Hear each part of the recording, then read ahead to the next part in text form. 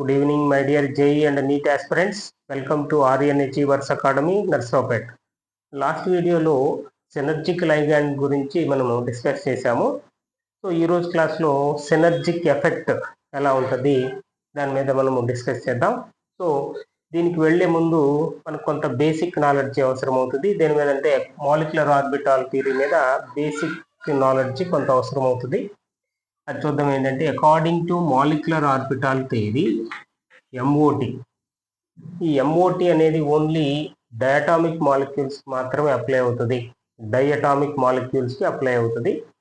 So according to molecular orbital theory bond ఆర్డర్ని ఎలా find out చేయొచ్చు అని అంటే bond order is equal to number of electrons in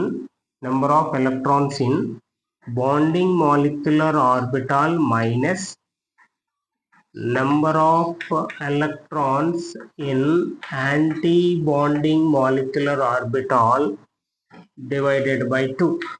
so ఇది formula bond order అంటే. సింపుల్గా బాండ్ ఆర్డర్ అంటే number of wands between the two atoms.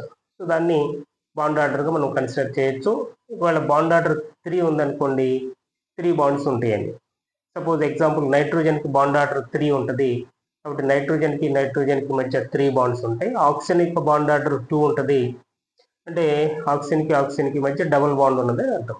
Okay, so ఇప్పుడు ఇక్కడ ఈ ఫార్ములా ప్రకారము number of electrons in bonding molecular ఆర్బిటాల్లో కనుక ఎలక్ట్రాన్స్ యొక్క నెంబర్ పెరిగితే బాండ్ ఆర్డర్ పెరుగుతుంది. అట్లాగే number of electrons in anti bonding molecular ఆర్బిటాల్లో నెంబర్ ఆఫ్ ఎలక్ట్రాన్స్ కనుక ఇంక్రీజ్ అయితే బాండ్ ఆర్డర్ తగ్గుతుంది. ఓకే, సో ఈ ఫార్ములాని మనము సినర్జిక్ ఎఫెక్ట్లో ఎలా ఉపయోగిస్తామో చూద్దాం. సినర్జిక్ ఎఫెక్ట్లో దీన్ని ఏ విధంగా యూజ్ అవుతుంది అనేది డిస్కస్ చేద్దాం.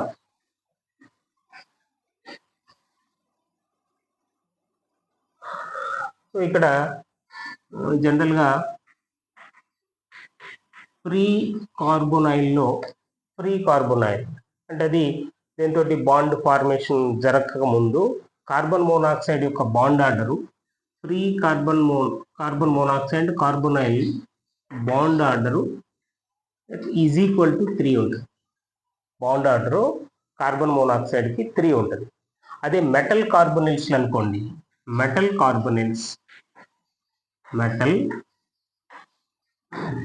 కార్బొనైల్స్లో బాండ్ ఆర్డరు లెస్ దాన్ 3 ఉంటుంది. సో దానికి రీజన్ ఏంటి అనేది చూద్దాం. ఆ సినర్జిక్ ఎఫెక్ట్ వల్లనే మెటల్ కార్బొనైల్స్లో కార్బన్ మోనాక్సైడ్కి బాండ్ ఆర్డరు 3 కంటే తక్కువగా ఉంటుంది అన్నమాట. సపోజ్ ఇక్కడ ఈ బాండ్ ఆర్డర్ డిక్రీజ్ అవడానికి రీజన్ ఏంటి అంటే మెటల్ కార్బొనిల్స్ ఫామ్ అయ్యేటప్పుడు అంటే మనం లాస్ట్ వీడియోలో ఈ సినర్జిక్ బాండ్ ఎలా ఫామ్ అవుతుందో మనం డిస్కస్ చేసాము. సో దాన్ని మరలా ఇక్కడ ఒకసారి గుర్తు చేస్తాను. చూడండి, ఇక్కడ దీంట్లో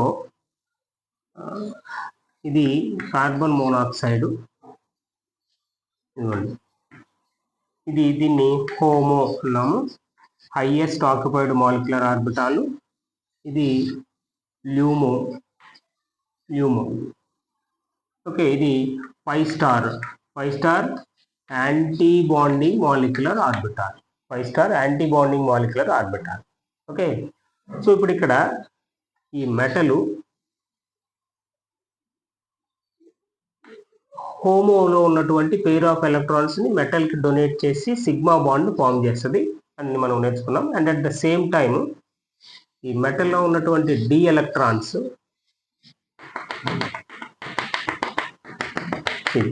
ఫిల్డ్ డి ఆర్బిటాల్స్, ఇక్కడ ఏం జరుగుతుంది, బ్యాక్ బాండింగ్ అంటే ఇప్పుడు మెటల్లో ఉన్నటువంటి డి ఎలక్ట్రాన్స్ ఎక్కడ ఎంటర్ అవుతుంది, కార్బన్ మోనాక్సైడ్లోని 5 స్టార్ యాంటీ బాండింగ్ మాలిక్యులర్ ఆర్బిటాల్లోకి ఎంటర్ అవుతుంది. అంటే ఇక్కడ 5 స్టార్ యాంటీ బాండింగ్ మాలిక్యులర్ ఆర్బిటాల్కి 100% యాంటీ బాండింగ్ క్యారెక్టర్ ఉంటుంది. అంటే ఏం జరుగుతుంది, ఇక్కడ number of electrons in anti bonding molecular orbitals increase అవుతుంది. సో ఇంక్రీజ్ అయినాయి అనుకోండి, బాండ్ ఆర్డర్ ఏమైపోతుంది, ఆటోమేటిక్గా డిక్రీజ్ అవుతుంది according to molecular orbital theory. అంటే మెటల్ కార్బొనైల్స్లో కార్బన్ మోనాక్సైడ్ యొక్క బాండ్ ఆర్డరు డిక్రీజ్ అవడానికి రీజన్ ఏంటి అంటే మెటల్లో ఉన్నటువంటి డి ఆర్బిటాల్స్ ఎక్కడికి ఎంటర్ అవుతున్నాయి, యాంటీ బాండింగ్ మాలిక్యులర్ ఆర్బిటాల్లోకి ఎంటర్ అవుతుంది. ఎప్పుడైతే యాంటీ బాండింగ్ మాలిక్యులర్ ఆర్బిటాల్లోకి ఎంటర్ అవుతున్నాయో మెటల్ కార్బొనైల్స్లో కార్బన్కి ఆక్సిజన్కి బాండ్ ఆర్డరు డిక్రీజ్ అవుతుంది. బాండ్ ఆర్డర్ డిక్రీజ్ అయింది అని అంటే బాండ్ స్ట్రెంగ్త్ కూడా తగ్గుతుంది. అంటే bond order directly proportional to bond strength. Bond strength. Okay, ఇప్పుడు బాండ్ ఆర్డర్ డిక్రీజ్ అయింది కాబట్టి బాండ్ స్ట్రెంగ్త్ కూడా తగ్గుతుంది. ఓకేనా. సో ఇంకొక రిలేషన్ ఉన్నది, bond order inversely proportional to bond length. ఇప్పుడు బాండ్ ఆర్డర్ తగ్గింది అంటే బాండ్ లెంగ్త్ పెరుగుతుంది. ఓకే, అంటే ఫ్రీ కార్బన్ మోనాక్సైడ్ యొక్క బాండ్ లెంగ్త్ కంటే ఓకే మెటల్ కార్బొనిల్స్లో కార్బన్ మోనాక్సైడ్ యొక్క బాండ్ లెంగ్త్ ఎక్కువగా ఉంటుంది. బాండ్ లెంగ్త్ ఎక్కువగా ఉండడానికి రీజన్ ఏంటి అంటే బాండ్ ఆర్డర్ తగ్గడం. బాండ్ ఆర్డర్ ఎందుకు తగ్గుతుంది అంటే దానికి రీజన్ ఏంటి, ఈ కాంప్లెక్స్ ఫార్మేషన్ జరిగేటప్పుడు మెటల్లో ఉన్నటువంటి డి ఎలక్ట్రాన్స్ ఎక్కడికి ఎంటర్ అవుతున్నాయి, 5' యాంటీ బాండింగ్ మాలిక్యులర్ ఆర్బిటాల్లోకి ఎంటర్ అవుతున్నాయి. ఓకే, సో దీని యొక్క రిజల్ట్ ఏంటి అంటే దాని యొక్క రిజల్ట్ మెటల్కి కార్బన్కి మధ్య బాండ్ స్ట్రెంగ్త్ పెరుగుతుంది. ఈ సినర్జిక్ బాండింగ్ ఎఫెక్ట్ యొక్క రిజల్ట్ ఏంటంటే మెటల్కి కార్బన్కి మధ్య బాండ్ స్ట్రెంగ్త్ పెరుగుతుంది. ఓకే, కార్బన్కి ఆక్సిజన్కి మధ్య బాండ్ స్ట్రెంగ్త్ తగ్గుతుంది. దీని బాండ్ స్ట్రెంగ్త్ పెరుగుతుంది, దీని బాండ్ స్ట్రెంగ్త్ తగ్గుతుంది. ఓకేనా. సో ఇప్పుడు మనము దీన్ని ఎలా ఫైండ్ అవుట్ చేయొచ్చు అంటే ఏ విషయంలో ఎలా ఫైండ్ అవుట్ చేయొచ్చు అంటే మెటల్ యొక్క ఆక్సిడేషన్ స్టేట్ని బట్టి చెప్పవచ్చు. అంటే ఏ మెటల్ కార్బొనైల్స్లో మెటల్కి కార్బన్కి మధ్య బాండ్ స్ట్రెంగ్త్ ఎక్కువగా ఉన్నది, దేనిలో తక్కువగా ఉన్నది అనే దాన్ని ఎలా డిసైడ్ చేయొచ్చు అంటే మెటల్ యొక్క ఆక్సిడేషన్ స్టేట్ డిసైడ్ చేస్తుంది. అది ఎలాగంటే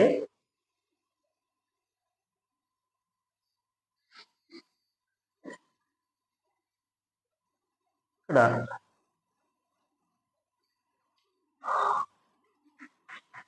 మెటల్కి నెగిటివ్ ఆక్సిడేషన్ స్టేట్ కానీ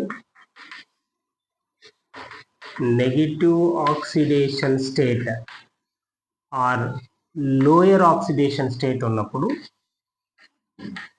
lower oxidation state negative oxidation state కానీ లోయర్ ఆక్సిడేషన్ స్టేట్, దీనికి మెటల్ కార్బొనిల్స్లో మెటల్కి నెగిటివ్ ఆక్సిడేషన్ స్టేట్ కానీ లోయర్ ఆక్సిడేషన్ స్టేట్ కానీ ఉన్నప్పుడు మెటల్ యొక్క డొనేషన్ కెపాసిటీ పెరుగుతుంది. మెటల్ యొక్క డొనేషన్ కెపాసిటీ పెరిగింది అని అంటే మెటల్కి కార్బన్కి మధ్య బాండ్ స్ట్రెంగ్త్ పెరుగుతుంది. And at the same time కార్బన్కి ఆక్సిజన్కి మధ్య బాండ్ స్ట్రెంగ్త్ తగ్గుతుంది. బాండ్ స్ట్రెంగ్త్ తగ్గింది అంటే బాండ్ లెంగ్త్ పెరుగుతుంది. ఓకే, ఇది రిలేషన్. సపోజ్ మనము ఒక 2 ఎగ్జాంపుల్స్తో దీన్ని ఈజీగా అర్థం చేసుకోవచ్చు.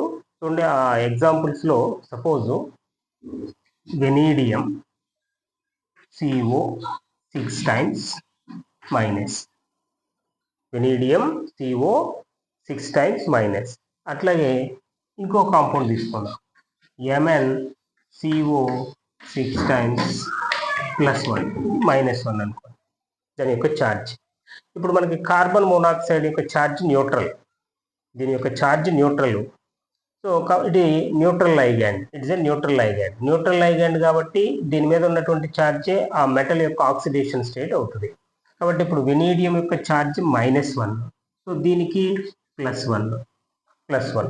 ఇప్పుడు ఈ రెండింటిలో డొనేషన్ కెపాసిటీ దేనికి ఎక్కువగా ఉంటుంది, వెనీడియంకి డొనేషన్ కెపాసిటీ ఎక్కువగా ఉంటుంది. సో డొనేషన్ కెపాసిటీ ఎక్కువగా ఉన్నది అని అంటే మెటల్కి అంటే వెనీడియంకి కార్బన్ మోనాక్సైడ్ మధ్య బాండ్ స్ట్రెంగ్త్ పెరుగుతుంది, కార్బన్కి ఆక్సిజన్కి మధ్య బాండ్ స్ట్రెంగ్త్ తగ్గుతుంది. ఓకే, ఇప్పుడు ఈ రెండింటిలో బాండ్ స్ట్రెంగ్త్ మెటల్కి కార్బన్కి మధ్య బాండ్ స్ట్రెంగ్త్ దేనికి ఎక్కువగా ఉంటుంది అని అంటే ఈ కాంపౌండ్కి ఎక్కువగా ఉంటుంది దీంతో కంపేర్ చేస్తే.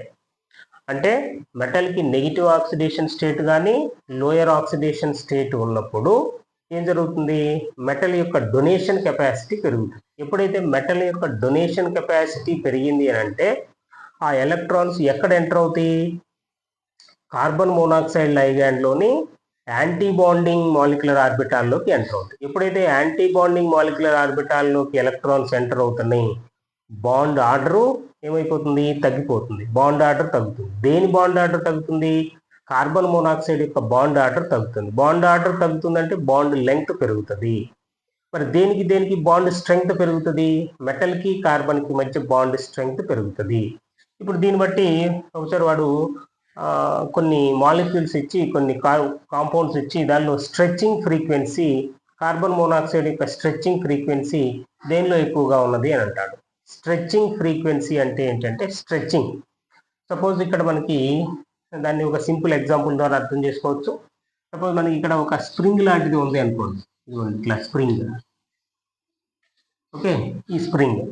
సో ఇప్పుడు ఈ స్ప్రింగ్ని మనము ఇలా స్ట్రెచ్ చేయడానికి ఆ స్ట్రెచ్చింగ్ ఎనర్జీ దేని మీద డిపెండ్ అయి ఉంటుంది అంటే ఈ స్ప్రింగ్ యొక్క స్ట్రెంగ్త్ మీద డిపెండ్ అయి ఉంటుంది.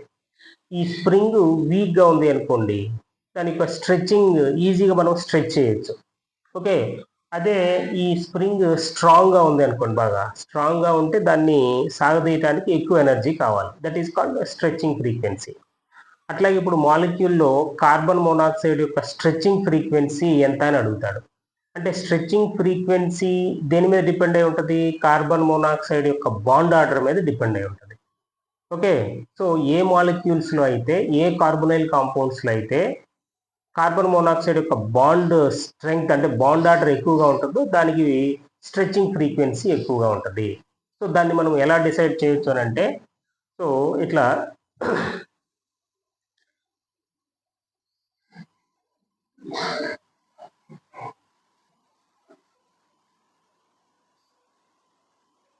stretching frequency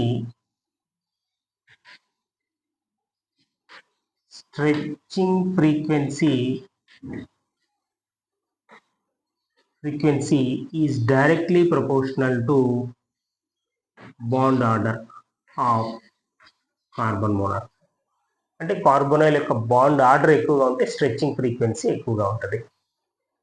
ఓకే, సపోజ్ మనము ఒక ఎగ్జాంపుల్ తీసుకుందాం.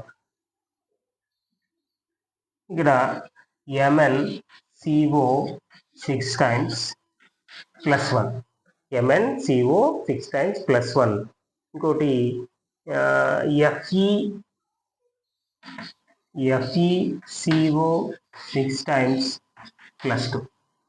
ఓకే, సపోజ్ ఇప్పుడు ఈ రెండు మాలిక్యూల్ని తీసుకున్నాం అనుకోండి, వీటిలో స్ట్రెచ్చింగ్ ఫ్రీక్వెన్సీ దేనిలో ఎక్కువగా ఉన్నది. ఓకే, స్ట్రెచ్చింగ్ ఫ్రీక్వెన్సీని మనం ఎలా ఫైండ్ అవుట్ చేయొచ్చు అని అంటే, ఇక్కడ దీని యొక్క ఆక్సిడేషన్ స్టేట్. ఇప్పుడు మ్యాంగనీస్ యొక్క ఆక్సిడేషన్ స్టేటు +1. సో ఇక్కడ ఐరన్ యొక్క ఆక్సిడేషన్ స్టేటు +2. ఇప్పుడు మనము ఇక్కడ ఒక పాయింట్ నేర్చుకున్నాం. మెటల్కి లోయర్ ఆక్సిడేషన్ స్టేట్ ఉన్నప్పుడు, డొనేషన్ కెపాసిటీ పెరుగుతుంది. సో కాబట్టి డొనేషన్ కెపాసిటీ పెరిగింది అని అంటే యాంటీ బాండింగ్ మాలిక్యులర్ ఆర్బిటాల్లో ఎలక్ట్రాన్స్ యొక్క నెంబర్ పెరుగుతుంది, కాబట్టి బాండ్ ఆర్డర్ తగ్గుతుంది. కాబట్టి ఇప్పుడు దీని యొక్క బాండ్ ఆర్డర్ తగ్గుతుంది, అంటే కార్బన్ మోనాక్సైడ్ యొక్క బాండ్ ఆర్డర్ ఈ కేసులో తగ్గుతుంది. బాండ్ ఆర్డర్ తగ్గింది అంటే స్ట్రెచ్చింగ్ ఫ్రీక్వెన్సీ కూడా తగ్గుతుంది. సో ఇక్కడ చూడండి, దీనికి ఆక్సిడేషన్ స్టేట్ ఎక్కువ ఉన్నది, ఇక్కడ +1 ఉన్నది, దీనికి ఆక్సిడేషన్ స్టేట్ +2. సో +2 స్టేట్లో ఉన్నది, అంటే హయ్యర్ ఆక్సిడేషన్ స్టేట్లో ఉన్నది. కాబట్టి దీని యొక్క డొనేషన్ కెపాసిటీ తగ్గుతుంది. ఓకేనా, దీని యొక్క డొనేషన్ కెపాసిటీ, మెటల్ యొక్క డొనేషన్ కెపాసిటీ తగ్గుతుంది. ఎప్పుడైతే మెటల్ యొక్క డొనేషన్ కెపాసిటీ తగ్గిందో కార్బన్ మోనాక్సైడ్ యొక్క బాండ్ ఆర్డర్ ఎక్కువగా ఉంటుంది. బాండ్ ఆర్డర్ ఎక్కువగా ఉన్నది అని అంటే దాని యొక్క స్ట్రెచ్చింగ్ ఫ్రీక్వెన్సీ ఎక్కువగా ఉంటుంది. కాబట్టి ఈ మాలిక్యూల్లో దీని యొక్క స్ట్రెచ్చింగ్ ఫ్రీక్వెన్సీ ఎక్కువ. ఓకే, ఇక్కడ ఈ కాంప్లెక్స్లో కార్బన్ మోనాక్సైడ్ యొక్క స్ట్రెచ్చింగ్ ఫ్రీక్వెన్సీ ఎక్కువ, దీని యొక్క స్ట్రెచ్చింగ్ ఫ్రీక్వెన్సీ తక్కువ. సో ఇది ఆర్డర్. అంటే జనరల్గా మనకి ఈ స్ట్రెచ్చింగ్ ఫ్రీక్వెన్సీ మీద కానీ, మెటల్కి కార్బన్కి మధ్య ఉండే బాండ్ స్ట్రెంగ్త్ మీద కానీ, కార్బన్కి ఆక్సిజన్కి మధ్య ఉండే బాండ్ స్ట్రెంగ్త్ మీద కానీ క్వశ్చన్ అడగడానికి ఛాన్స్ ఉంది. ఓకే, సో ఇది సినర్జిక్ ఎఫెక్ట్. అంటే మనము లాస్ట్ వీడియోలో ఈ synergic effect two types of లైగాండ్స్లో ఎగ్జిస్ట్ అవుతుంది అని నేర్చుకున్నాం. ఒకటి ఏంటి అని అంటే 14 to 16 ఎలక్ట్రాన్స్ ఉన్నటువంటి సిస్టమ్స్, అంటే కార్బన్ మోనాక్సైడ్ అంటే కార్బొనైల్, నైట్రోజైల్, తర్వాత సయనో, నెక్స్ట్ నైట్రోజన్, N2O2 ఇలాంటి మాలిక్యూల్స్లో ఈ సినర్జిక్ ఎఫెక్ట్ అప్లై అవుతుందని నేర్చుకున్నాము. సెకండ్ టైప్ ఆఫ్ లైగాండ్స్ ఏంటి అంటే వేకెంట్ డి ఆర్బిటాల్స్ ఉన్నటువంటి లైగాండ్స్. సపోజు మనము ఫాస్ఫరస్ PCl3, తర్వాత PF3, R2S అని ఈ కొన్ని మాలిక్యూల్స్ చూసాం. ఈ మాలిక్యూల్స్లో సినర్జిక్ ఎఫెక్ట్ ఏమీ ఉండదు. ఎందుకని? అక్కడ ఎలక్ట్రాన్స్ ఎక్కడ ఎంటర్ అవుతున్నాయి? వేకెంట్ డి ఆర్బిటాల్స్లోకి ఎంటర్ అవుతున్నాయి. ఓకే, కానీ ఇక్కడ దేనిలో ఎంటర్ అవుతుంది అంటే యాంటీ బాండింగ్ మాలిక్యులర్ ఆర్బిటాల్లో ఎంటర్ అవుతుంది. కాబట్టి యాంటీ బాండింగ్ మాలిక్యులర్ ఆర్బిటాల్లో ఎంటర్ అవుతుంది కాబట్టి బాండ్ ఆర్డర్ మీద ఎఫెక్ట్ ఉంటుంది, అంటే సినర్జిక్ ఎఫెక్ట్ ఉంటుంది. Second type of లైగాండ్స్లో synergic effect అనేది ఏమీ ఉండదు.